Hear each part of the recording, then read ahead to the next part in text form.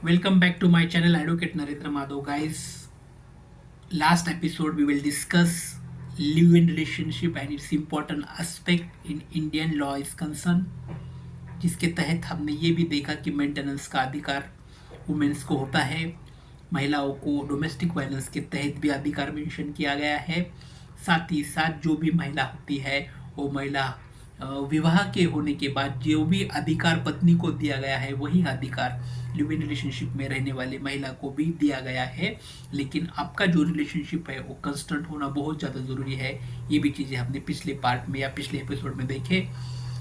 आज के एपिसोड में हम जो राइट ऑफ चिल्ड्रेन इसके बारे में बात करने वाले हैं। दोस्तों, जैसे मैं पहले भी कह चुका हूँ कि जो सोशल बिहेवियर इंडियन सोसाइटी का है वो बहुत ज़्यादा अलग है।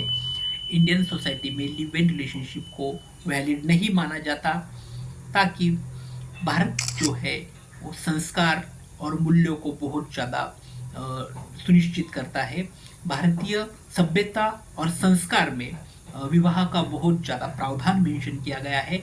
अगर विवाह के अलावा अगर कोई दो साथी एक जगह रहते हैं और उनको अगर कोई चाइल्ड हो जाता है तो उसका कोई अधिकार जो है वो भारतीय संवैधानिक दायरे में ऑनरेबल सुप्रीम कोर्ट ने क्या मेंशन किया है वो आज के पार्ट में हमने देखने वाले हैं। जैसे मैंने कहा है कि लिव इन रिलेशनशिप को सोशल व्यूज़ के में जो सामाजिक दायित्व के लोग हैं वो बिल्कुल भी मानते नहीं हैं। उनके नज़रिए से लिव इन रिलेशनशिप में रहने वाले हर एक व्यक्ति को इलीगल ही कहा जाएगा, उसे दुष्कर्म ही माना जाएगा। लेकिन भारतीय संवैधानिक अंडर आर्टिकल 21 के तहत माननीय सर्वोच्च न्यायालय ने इसे वैलिड कहा है और बहुत ज़्यादा इम्पोर्टेंट गाइडलाइंस भी माननीय सर्वोच्च न्यायालय ने इसे मेंशन की गई है। और आज अगर लिव इन रिलेशनशिप में रहने वाले दो कपल्स को अगर कोई चाइल्ड्स हो भी जाता है तो वो चाइल्ड्स को किस तरीके से अधिकार मेंशन किए गए इसके बारे में बात करेंगे। Rights of children born from live-in relationship are legitimate, have the right to maintenance, can inherit the self-acquired property of the parents, but they do not have compulsory right in ancestral property.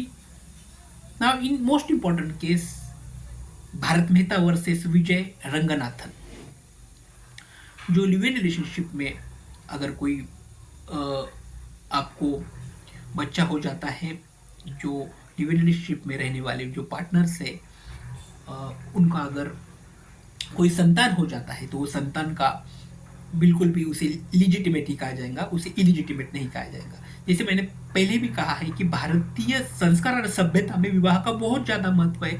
तो ये जो supreme court ने live in relationship को valid करने से पहले इसे कानून के दायरे में बिल्कुल भी इलीगल भारतीय सामाजिक सभ्यता में माना जाता था। अब वो चेंज होकर माननीय सर्वोच्च न्यायालय ने उसे बदल दिया है। और ये सबसे इम्पोर्टेंट कहा है कि मोरालिटी जो है वो मोरालिटी कॉन्स्टिट्यूशनल को ओवर रूड नहीं कर सकती। Social morality is not overrule to the constitutional morality.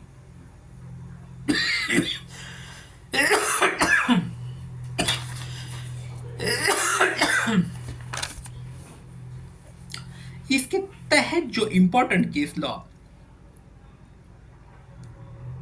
Bharat Mehta versus Vijay Ranganathan,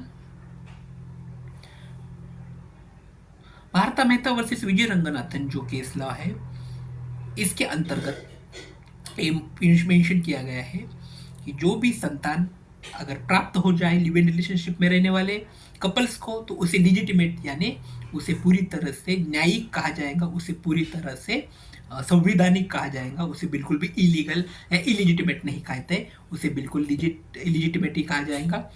तो he is legitimate, she is legitimate, both couples have legitimate, their son और their daughter is legitimate. Next part ये भी कहा गया है have the right to the maintenance, उनको भी maintenance का राइट वहाँ पर मेंशन किया गया है। अगर लिव इन रिलेशनशिप में जो भी संतान या वो बच्चा पैदा हो जाता है और उसका मेंटेनेंस करने का दायित्व वो पेरेंट्स ने नहीं किया है, तो वो भी child according to section 125 of CrPC के तहत मेंटेनेंस का अधिकार वो अपने पालक से या अपने पेरेंट्स से बिल्कुल भी मांग सकता है। साथ ही साथ इनहेरिटेंस जो है, जो इनहेरिटेंस सेल्फ एक्वायर प्रॉपर्टी जो पेरेंट्स के उसमें वो पूरी तरह से अपने प्रॉपर्टी का हिस्सा मांग सकता है, लेकिन it is only for the self acquire property of the parents, not a coparcenary rights.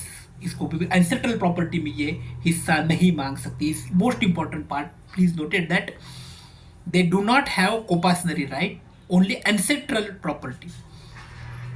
उनका जो भी सेल्फ एक्वायर प्रॉपर्टी है ना, तो उसके ऊपर ही वो पूरी तरह से अधिकार मांग सकते हैं, लेकिन जो कोपासनरी जो राइट है उनको कोपासनरी राइट नहीं दिया गया है। और एंसेस्ट्रल जो प्रॉपर्टी है, एंसेस्ट्रल प्रॉपर्टी में वो कोई भी अधिकार मांग नहीं सकते। उनके पेरेंट्स जो है, जो लिव इन रिलेशनशिप में रहते हैं, उन्होंने जो सेल्फ एक्वायर प्रॉपर्टी क्रिएट की है उनके तहत ही वो अधिकार मांग सकते हैं। और ये देते हुए भरत मेहता वर्सेस विजय रंगनाथन जो केस लॉ है, लीडिंग केस लॉ है, उसके तहत ही ये माननीय सर्वोच्च न्यायालय ने मेंशन किया गया कि जो चिल्ड्रन का राइट है वो यहाँ पर बहुत ज़्यादा इंपॉर्टेंट है उसके, लेकिन वो एंसेस्ट्रल प्रॉपर्टी में बिल्कुल भी अपना शेयर्स नहीं मांग सकते, क्योंकि it is not a coparcenary right given to the child those you are born in the live in relationship. उसे कोपासनरी राइट मेंशन नहीं किया जाता, क्योंकि मैं पहले ही कह चुका हूँ कि भारतीय सामाजिक मूल्यों में, भारतीय सामाजिक सभ्यता और संस्कार में विवाह का बहुत ज़्यादा महत्व दिया गया है। तो लिव इन रिलेशनशिप में रहने वाले व्यक्ति को ये अधिकार एंसेस्ट्रल प्रॉपर्टी और कोपासनरी प्रॉपर्टी का यहाँ पर रोक लगाई गई है माननीय सर्वोच्च न्यायालय ने। इसे लिव इन रिलेशनशिप को भी संवैधानिक माना जाएगा, लेकिन एंसेस्ट्रल प्रॉपर्टी जो चिल्ड्रन क्रिएट होते हैं तो उनको एंसेस्ट्रल प्रॉपर्टी या कोपासनरी राइट उनको मिलता ही नहीं है। ये केस के माध्यम से माननीय सर्वोच्च न्यायालय ने सुनिश्चित किया है। आज के पार्ट में यही रुकेंगे। वीडियो आपको अच्छा लगता होगा तो लाइक करना है, सब्सक्राइब करना है और हमारा भी मनोबल बढ़ाना है। Thanks for watching. Thank you so much.